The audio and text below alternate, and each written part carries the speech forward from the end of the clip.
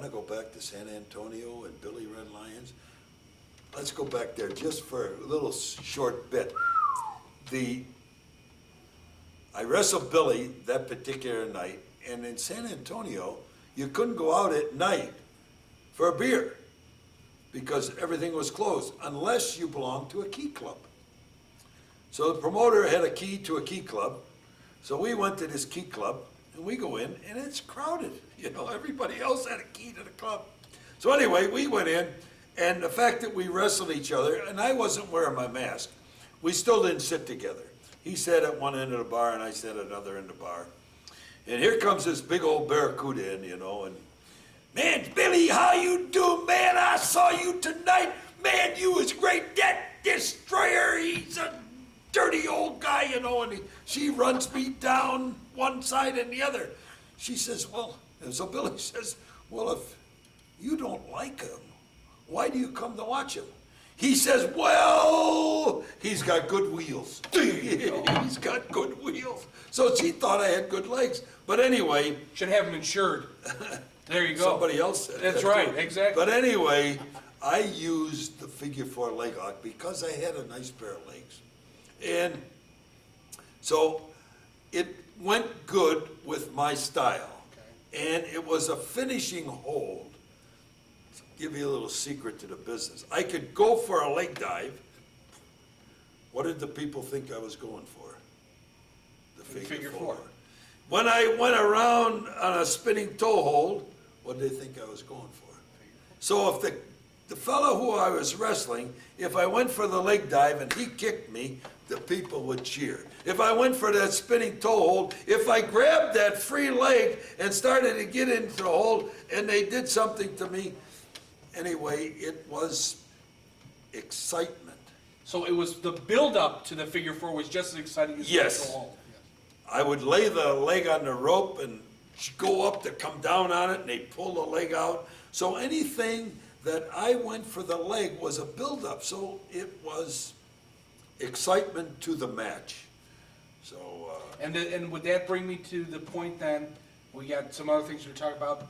That right there, I think, is maybe the epitome of what wrestling may be missing today is ring psychology. Yes, definitely. They don't go back to Al Haft. When you get in the ring, tell a story. Your match should tell a story. If you go out there and you pick the guy up, body slam all the time, real quick like that, you didn't tell a story. You tried to get the body slam. You tried to get a headlock. You tried this. You tried that. Then you started to outsmart him. You tried to tell a story. I think today somebody writes the program and these guys go out and try to do a match and they don't tell a story. You know what? To tell a story, let me tell you about San Diego. Now, when I wrestled Gorgeous George down there, Yep. there was a pretty good-sized football player by the name of Ernie Ladd. The big cat. Ernie the Cat. He wasn't a cat back then. He was just a great football player for the San Diego Chargers. And the quarterback was who? I'm trying to think. A U.S. congressman. Jack Kemp. That's exactly right. Ding. Jack, you're getting smarter. I'm You working know, on it, some you of know. my intelligence is rubbing off on you. And boy, Joe, just keep it up. Anyway, Jack Kemp, I got to know Jack Kemp, and that helped out later on. When Kemp came to Buffalo, I broke my leg and had to go to Bill Stadium to get some treatment from the trainer up there. And Kemp is in the same whirlpool that I am, you know, so anyway. But I want to go back to Ernie Ladd. Ernie Ladd, we wrestled him. I trained him. I went down to San Diego and actually trained him. And he was 6'6" and weighed about 300 pounds and a good athlete. But he thought he was a lot smarter than he was. And I said, Ernie, you got to understand the psychology in this game. And correct me if I'm wrong, that term used is being green. Yes, Okay. that's exactly true. So anyway, they team him. I had a partner in San Diego by the name of Don Manukian. Don Manukian went to Stanford and was roommates with John Brody at Stanford. And now, of course, now Brody is now playing in the pros. He's playing, and Manukian is my tag team partner, and a great amateur wrestler at Stanford and a good football player. He and I are partners against Ernie Ladd and Freddie Blassie in San Diego, and it's his first match. So the promoter come back to the dressing room after the match. He says, "You killed my star. We had a big house out here tonight, and you killed my star." I said, "We tried to talk to him during the match, and he didn't understand anything. He just kept doing things that didn't mean a thing. We're telling Ernie do this, Ernie do that, Ernie do this," and he's listening to the crowd. And anyway, now he does eventually fit in with pro wrestling, and he gets traded from San Diego to Houston. Now, up the years, 3 years to 1965, he's now playing in Houston, and I'm in Houston wrestling.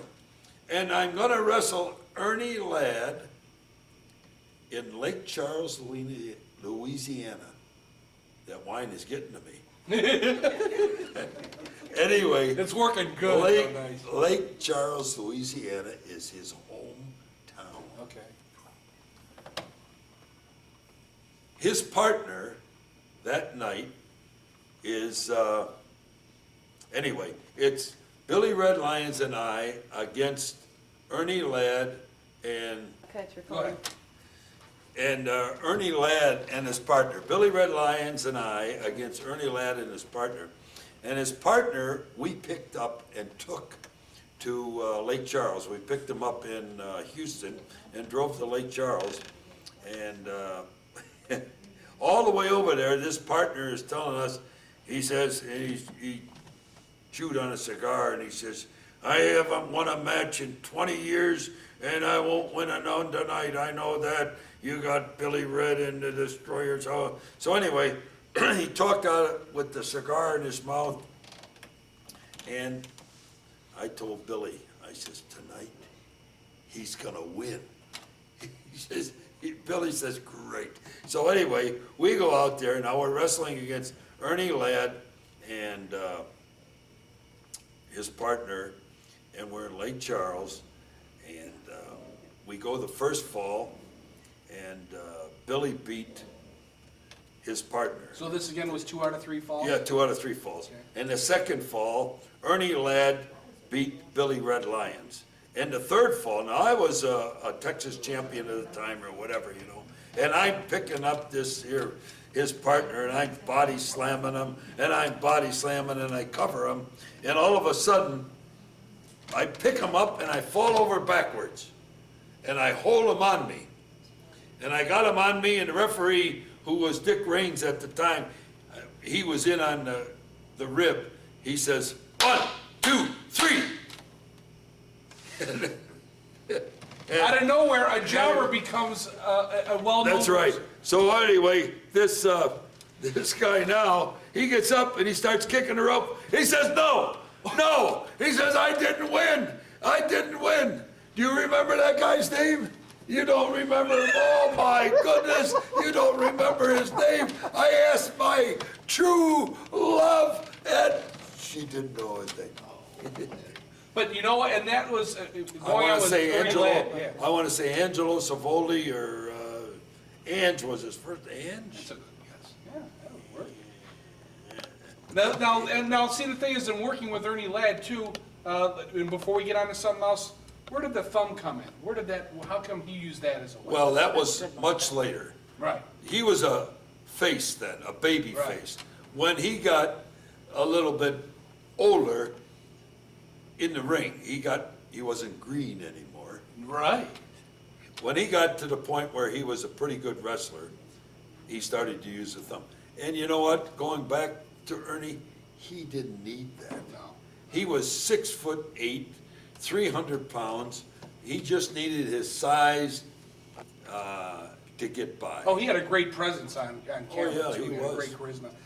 Let me ask you a couple of questions. This is just on general subjects here. Okay. We're talking about more wrestling here. First of all, well, we've been talking about how you are really revered in Japan, and that goes without saying. How would you compare wrestling fans in the United States to what they are in Japan? Well, when I first went there, there were all businessmen sitting at ringside. When I wrestled Ricky Dozan, and it was a sellout crowd, and 70 million people watched it on television, most of the crowd was men, and they were in business suits, and very few women, very few kids. And in the United States, half of our audience is women, the other half, some of it's kids, but I asked one time, a woman fan, she says, hey, men go to watch a burlesque. This is male burlesque to us. Oh, I see. Okay. And you know who else told me that? You remember that Al Haft I told you about down in Columbus, Ohio, my mentor? Okay. He told me that when I first went there. He says, you just graduated from Syracuse. Whether you like it or not, you're in male burlesque. New term to put in this. Yes. So is that how they perceived it then in Japan? So anyway, the difference was, back then, they clapped a lot. There wasn't a lot of boo. Right. I created that. I started to where I would tell the Japanese people, Damare! Which means shut your mouth. They would say something and I would say, Damare. Well, what happened was, they laughed when they heard Gaijin, which is myself, an American, speaking Japanese. It was funny to them. And I kept doing it, and the promoters in Japan said, don't make them laugh. I says, the people are still coming to the matches. So if we have a little humor to it, it doesn't make any difference. My greatest wrestler that I saw, that I emulated, was Mr. Moto. And Mr. Moto emulated a comedian by the name of Red Skelton.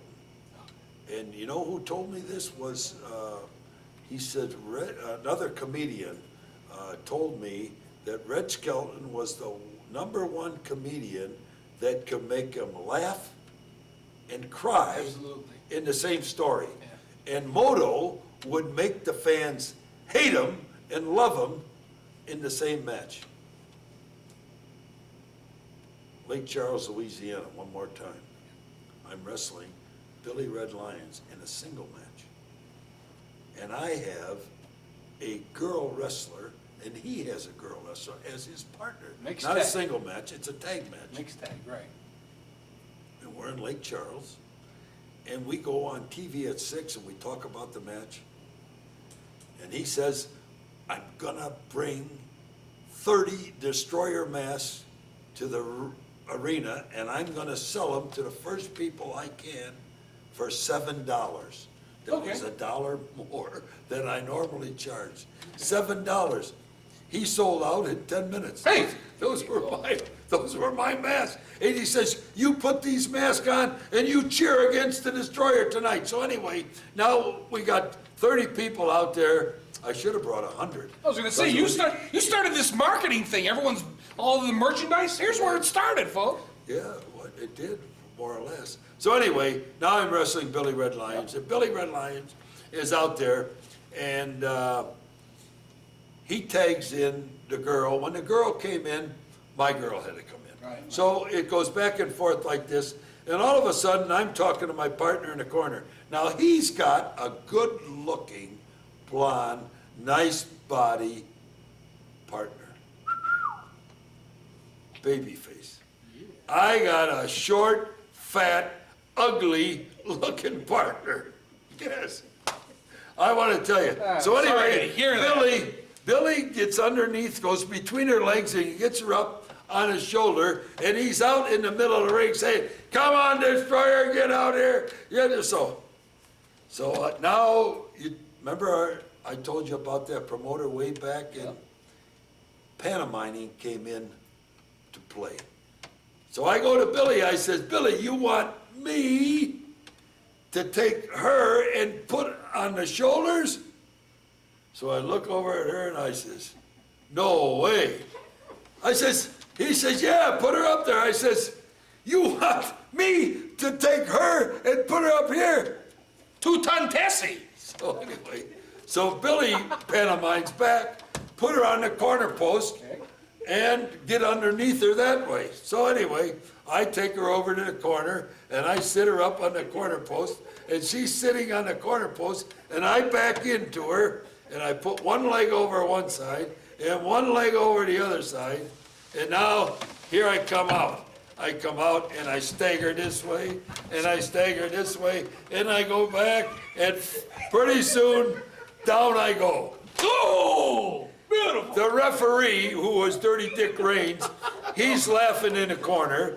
Billy Red Lions, he lost his thing, cool, and he's laughing. His partner's laughing. The people are laughing. There's one person in that ring that's not laughing. That'd be 2-ton Tessie. 2-ton Tessie. And she is kicking me. She is kicking me. So now the match goes on, and they push Billy Red Lions out. I grab that good-looking blonde, and I body slam her in the middle of the ring, and I take old fat Tussie. Yeah, 2-ton Tessie, as we called her, whatever. Sure. And I throw 2-ton Tessie on top of her. The referee turns around and goes, 1, 2, 3, we win the match. Done deal. And we caused a riot. The people were laughing like the devil 5 minutes before, and now I body slammed. I said to 2-ton Tessie, I said, "Let's get out of here." So we hustled. They had to bring police to the arena to get us out of the building. that's how it works, folks. That's what it's all about. And we gotta see. And that goes back to Mr. Moto doing a little humor. They like a little humor and a little serious, and it goes back to Red Skelton talking about a story. You gotta have a little bit of humor. And my secret was I always gave him a little bit of humor. Just enough. Just enough. I have a saying, but I can't use it on TV. And I'm not gonna do it because I lost my job at Akron Central because I said it. You don't even have to go that way, folks. But I'll tell you what we're gonna do. We're gonna do some more of this. I want you to take a look at this, and we'll be right back with more with Dick the Destroyer Buyer right after this. We're gonna charge you admission for this. Well, I think anytime that wrestlers or any sporting people can get out and give back a little bit of what we get. I think the Shriners have a very good saying, "Strong legs run so weak ones may walk." So anything that we can do, I know Rick feels the same way I do, to help kids at Children's Hospital, the Ilio DiPaolo Scholarship Fund and wrestling has helped this scholarship fund, and if we can do anything, especially myself at my stage of my career, if I can do anything, I'm glad to do it.